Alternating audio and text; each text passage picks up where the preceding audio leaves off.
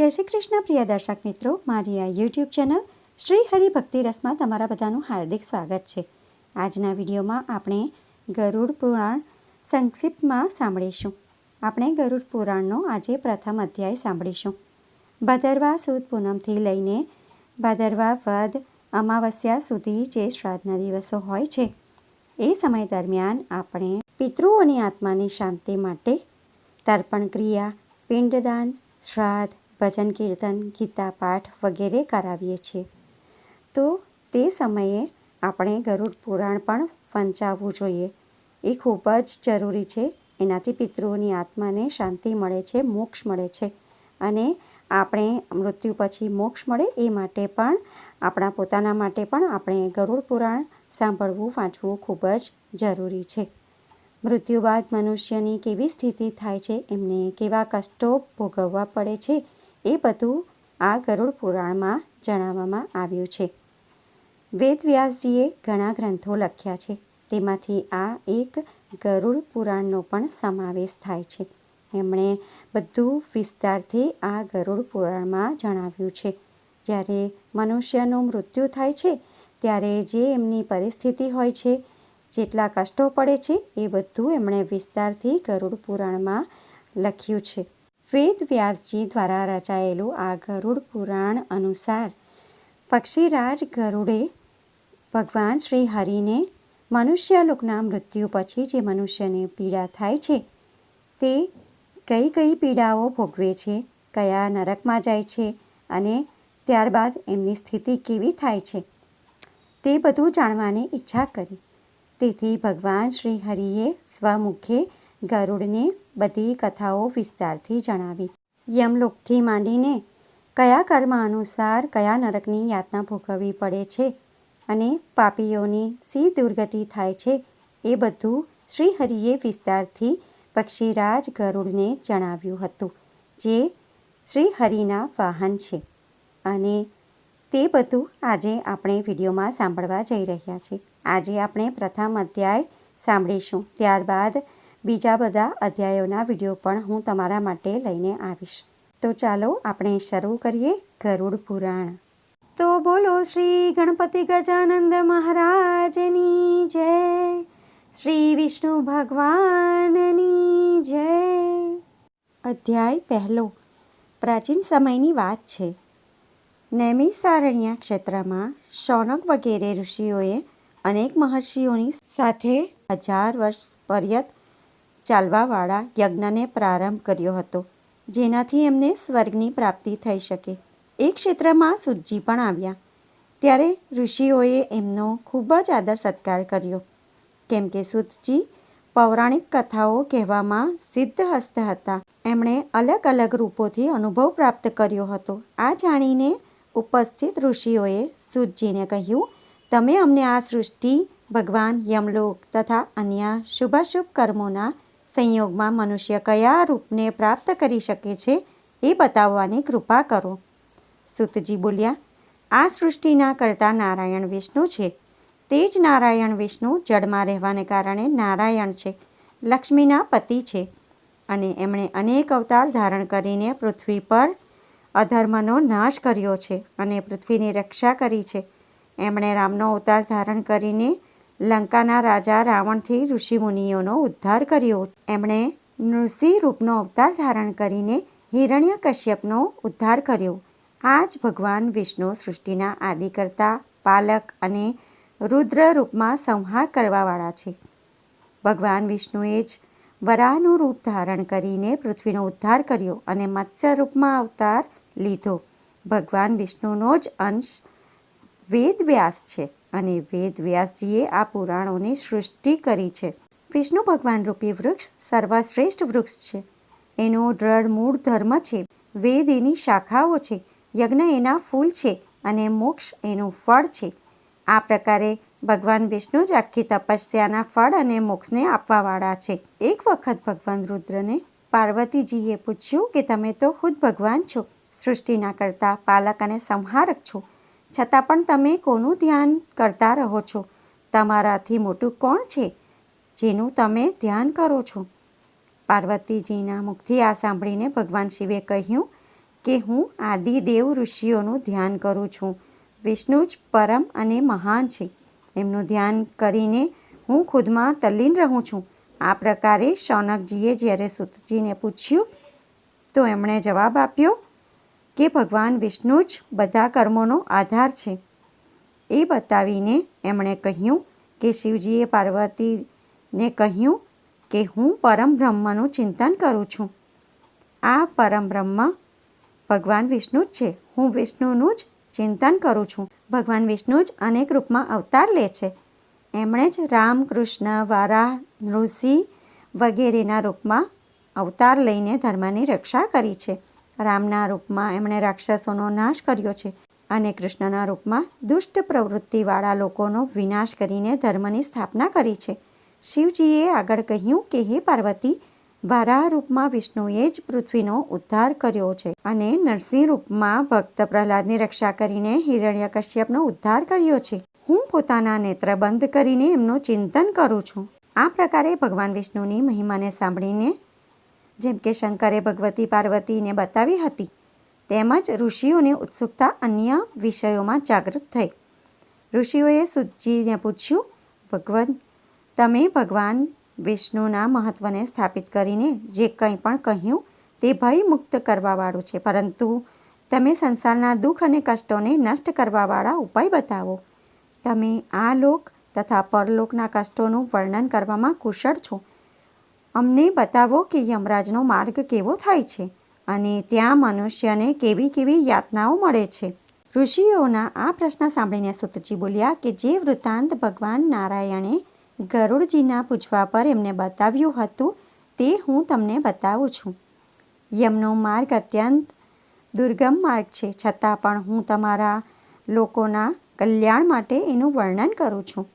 ગરુડજીએ પહેલાં ભગવાનને કહ્યું હતું કે હે પ્રભુ, તમારું નામ લેવું તો સરળ છે, છતાં પણ મનુષ્ય તમારી ભક્તિથી વંચિત રહીને નરકમાં પહોંચે છે.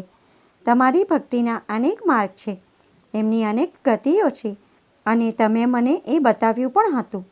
પરંતુ આ સમયે હું એ જાણવા ઈચ્છું છું કે જે વ્યક્તિ તમારી ભક્તિથી વિમુખ થઈ જાય છે અને એમને દુર્ગમ યમ માર્ગ મળે છે, પરંતુ આ માર્ગ એમને કેવી રીતે મળે છે અને એની મુશ્કેલીઓ શું છે? હે પ્રભુ, આ માર્ગમાં પાપીઓની દુર્ગતિ થાય છે અને જે રૂપમાં તેઓ નરકગામની બને છે તે તમે મને વિસ્તારથી બતાવો. ગરુડજીની પ્રાર્થના પર ભગવાન વિષ્ણુ બોલ્યા, હે ગરુડ, તમારા પૂછવા પર હું યમ માર્ગનું વર્ણન કરું છું, કેમ કે આ માર્ગથી થઈને જ પાપી યમલોકમાં જાય છે. આ વર્ણન અત્યંત ભયંકર છે. જે પોતાને સન્માનિત માનીને ઉગ્ર રહે છે અને ધન તથા મર્યાદાના ગર્વથી યુક્ત છે તથા રાક્ષસી ભાવને પ્રાપ્ત થઈને દેવી શક્તિરૂપ સંપત્તિથી હીન હોય છે, જે કામ તથા ભોગમાં લીન રહે છે, જેમનું મન મોહમાયાની જાળમાં ફસાયેલું છે, તેઓ અપવિત્ર નરકમાં પડે છે. જે મનુષ્ય દાન આપે છે તેઓ મોક્ષ પ્રાપ્ત કરે છે. જે લોકો દુષ્ટ અને પાપી છે તેઓ દુઃખપૂર્વક યમની યાતના સહન કરીને યમલોક જાય છે. પાપીઓને આ સંસારના દુઃખ મળે છે. એ દુઃખો ભોગવ્યા પછી જેવું એમને મૃત્યુ થાય છે અને તેઓ જેવું કષ્ટ મેળવે છે એનું વર્ણન તમને કરું છું, સાંભળો. મનુષ્ય સંસારમાં જન્મ લઈને પોતાના પૂર્વજન્મના એકઠા કરેલા પુણ્ય અને પાપને કારણે સારા ખરાબ ફળ ભોગવે છે. બાકી અશુભ કર્મોના સંયોગથી શરીરમાં કોઈ પણ રોગ થઈ જાય છે. રોગ અને વિપત્તિથી યુક્ત તે પ્રાણી જીવનની આશાથી ઉત્કંઠિત થતો રહે છે. યુવાવસ્થામાં વેદનાહીન આ પ્રાણી સ્ત્રી અને પુત્રોથી સેવિત થવા પર પણ બળવાન સર્પના દ્વારા કાળના રૂપમાં એકાએક ભયભીત થાય છે અને એના માથા પર કાળ આવી પહોંચે છે. તે વૃદ્ધાવસ્થાને કારણે રૂપહીન થઈને ઘરમાં મૃતકનું સમાન રહે છે.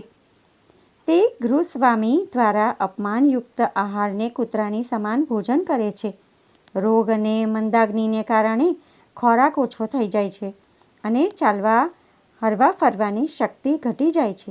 તે ચેષ્ટાહીન થઈ જાય છે. જ્યારે કફની સ્વરનળીઓ રોકાઈ જાય છે, આવાગમનમાં કષ્ટ થાય છે. ખાંસી અને શ્વાસના વેગને કારણે એમના કંઠથી ઘૂર ઘૂર શબ્દ થવા લાગે છે.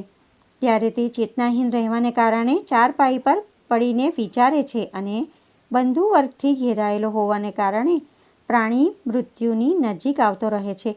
બોલાવવાથી પણ નથી બોલતો. આ પ્રકારે હંમેશા કુટુંબના પાલન પોષણમાં જેનો આત્મા લાગેલો રહે છે એ પરિવારના પ્રેમની વેદનાથી રોઈને તે પ્રાણી પરિવારની વચ્ચે જ મરી જાય છે.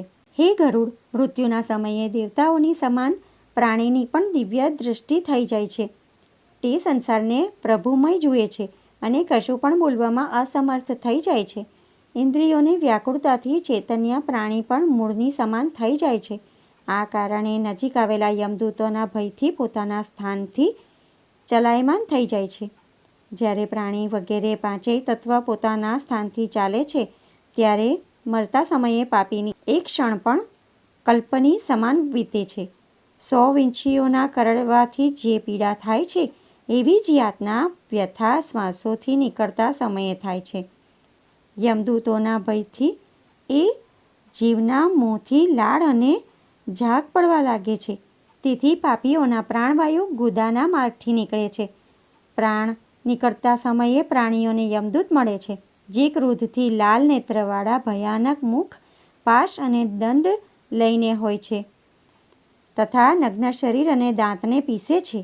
ઉપર ઉઠેલા કેશવાળાઓની સમાન કાળા આડા તેડા મુખવાળા વિશાળ નખરૂપી શસ્ત્રવાળા યમદૂત ત્યાં આવીને ઉપસ્થિત રહે છે.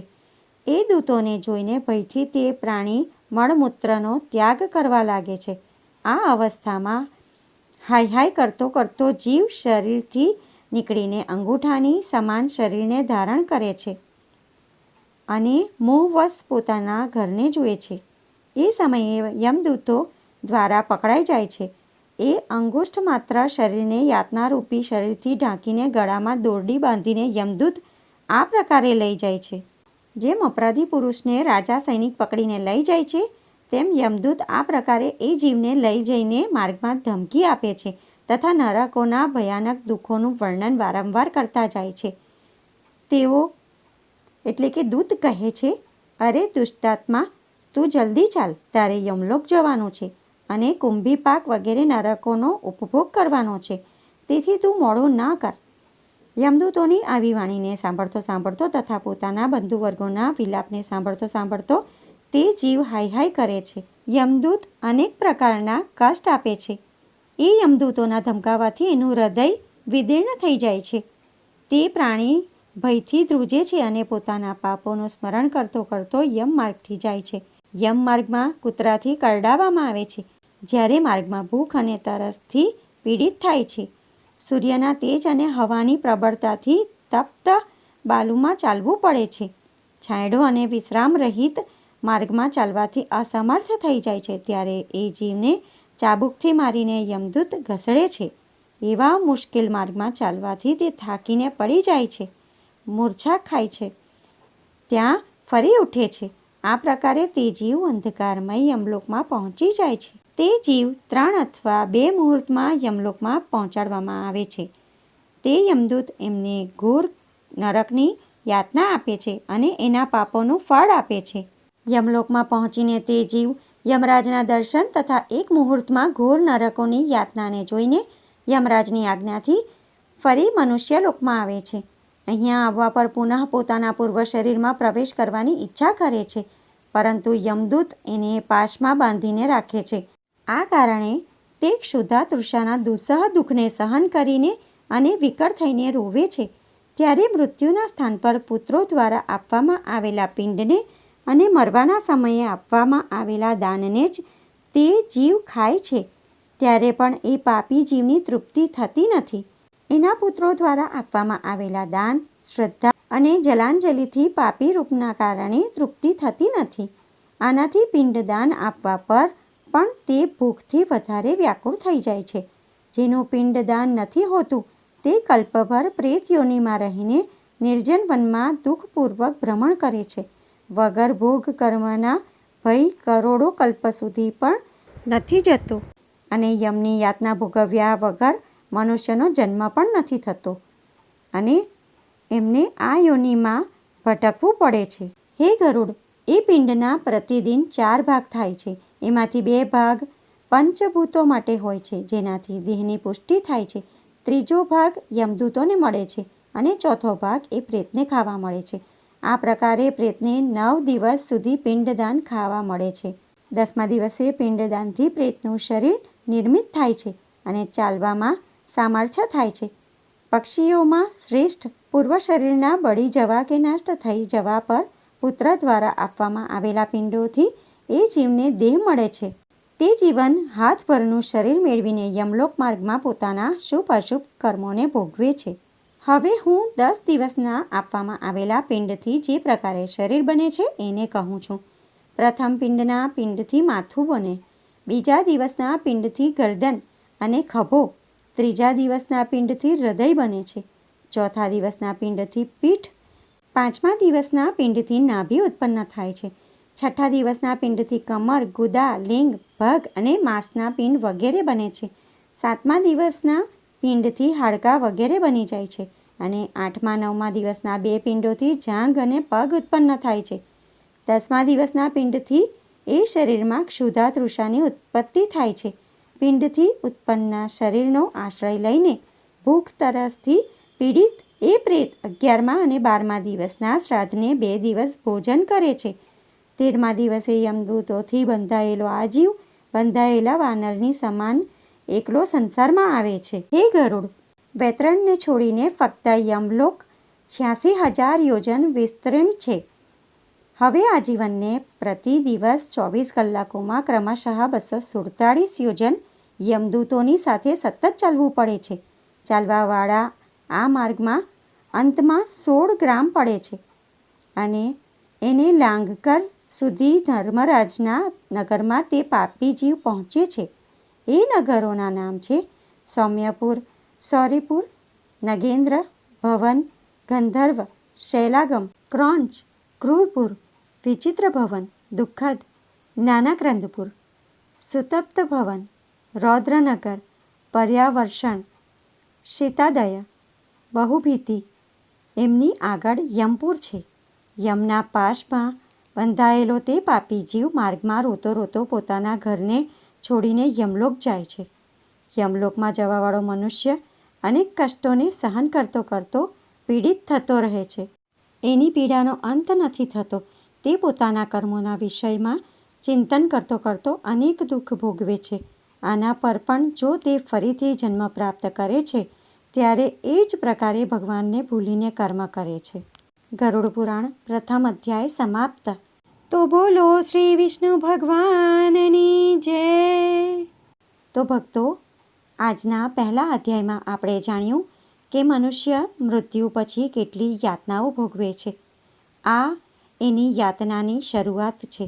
આગળ મનુષ્યની આત્માને કેટલા દુઃખ પડે છે, શું સહન કરવું પડે છે, એ બધું આપણે બીજા બધા અધ્યાયોમાં જાણીશું. તમે મારી ચેનલ પર નવા છો તો શ્રી હરિભક્તિ રસને સબસ્ક્રાઈબ કરી લેજો.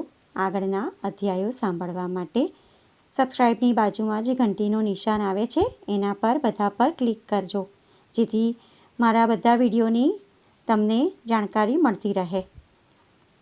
આજનો વિડીયો તમને પસંદ પડ્યો હોય તો વિડીયોને લાઈક કરજો અને બીજા લોકો સુધી આ વિડીયોનો પ્રચાર કરજો, જેથી બીજા લોકો પણ જાણી શકે. અને કોમેન્ટમાં જય વિષ્ણુ ભગવાન જરૂરથી લખજો. તો ફરી મળીશું એક નવા વિડીયો સાથે. ત્યાં સુધી બધા ભક્તોને મારા જય શ્રી કૃષ્ણ. વિડીયો જોવા માટે ધન્યવાદ.